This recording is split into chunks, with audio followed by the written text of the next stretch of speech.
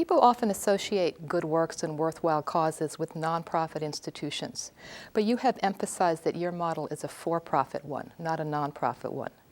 Can you briefly describe that model and tell us why the distinction is so important to you? Well, that's how we became. I mean, we are not trying to create a nonprofit. That was not our intention. My intention was to persuade the bankers to lend money to the poor people. So my struggle always with the bankers.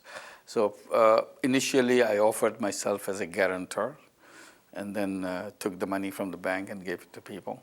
So it was an extension of banks' activity. When we saw that it's working well and the banks were not as enthusiastic as we were, we thought maybe we should have a separate bank created for this purpose. And finally, we did that in 1983, called Grameen Bank, or a village bank. So we became a bank because it is a bank's activity. Now we lend money to the poor people, and people sometimes refer to us as an NGO. So we have to explain that we are not an NGO. It's not that we are saying, belittling NGO, that they are not good, I'm good. It's not like that. It's simply stating a fact that people get confused because we work with the poor people, then it must be an NGO. I said, no, we are a bank, and it's owned by the poor people. So the owners of the bank are the borrowers of the bank. So that's the distinction that we want to make, clarify what we are. Well, obviously, Grameen Bank has grown dramatically since the time that you founded it. I've read that you now have operations in more than 100 countries, and you have 7 million borrowers in Bangladesh alone. But your success with Grameen has led to a lot of other people entering the microcredit area. Some of them are commercial banks, some are funded by venture capitalists. How has that changed the microcredit model, and can you explain, some of the issues that have come up as a result of that? Yeah, just a little clarification. We work, or at least the Grameen idea has been working in almost all the countries of the world. So it's now not right to say 100 countries. There are microcredit programs. So you're even more successful. At least the idea has a spread that whether right. they are big or small, right. Successful or not, that there are presence in all those countries. And right now we are nearly 8 million borrowers within Grameen Bank itself. So that way Grameen Bank also has expanded within Bangladesh. Yes, lots of organizations have come in, and we have encouraged them to come in and to do the job. NGOs have done that, and others have done that. When the word becomes popular and the idea becomes popular, many people want to join those kind of things. So the word microcredit became very popular. Microfinance became very popular. And those who were not using these words before, suddenly they started using it, like agricultural banks around the world saying that we do microcredit. They never said that before. So whatever they do, whether they are microcredit or not, this is a debatable subject because we define microcredit, microfinance in a certain way, like this is a credit and a financial service to the poorest people without collateral, without guarantee, and without any lawyers in the system. So that has to be very clear in our work before we call it microcredit or microfinance. And this is focused more on women, poorest women. So these are the aspects. If you look at the agricultural banks, for example, most of the agricultural banks around the world require collateral. You have to bring your land records or whatever it is.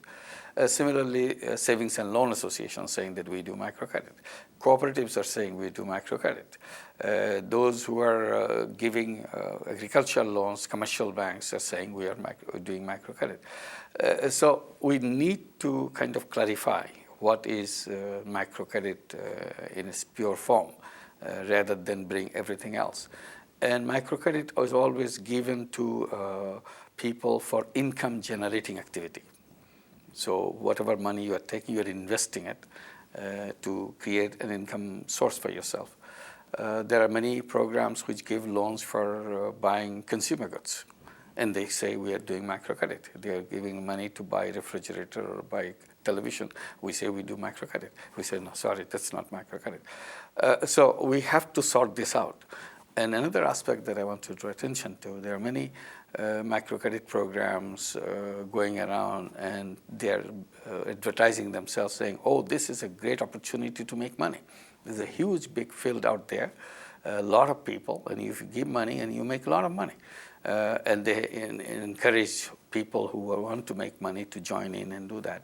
Again, we say, look, our purpose is not to excite people about making money and getting excited about that. Our purpose is to help people get out of poverty. So everything we do, the focus is not on profit making. Focus is on helping people to get out of poverty.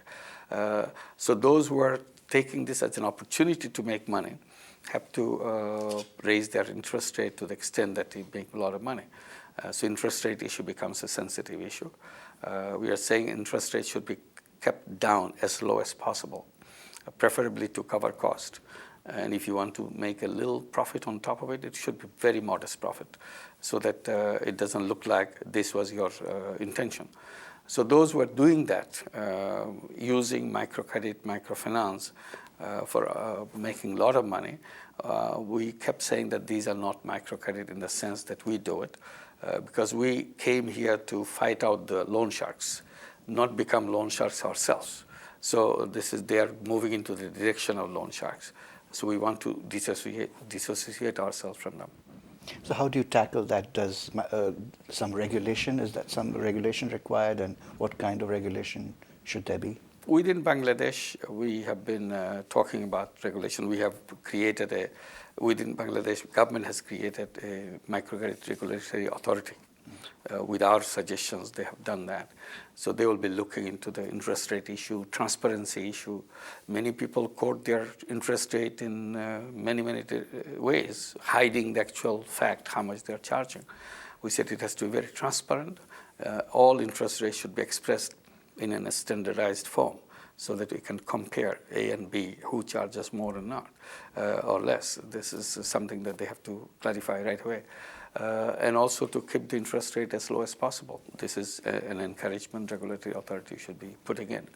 And for personally, I have been promoting the idea that true microcredit interest rate should be within a particular range. I said cost of fund at the market price plus 10%.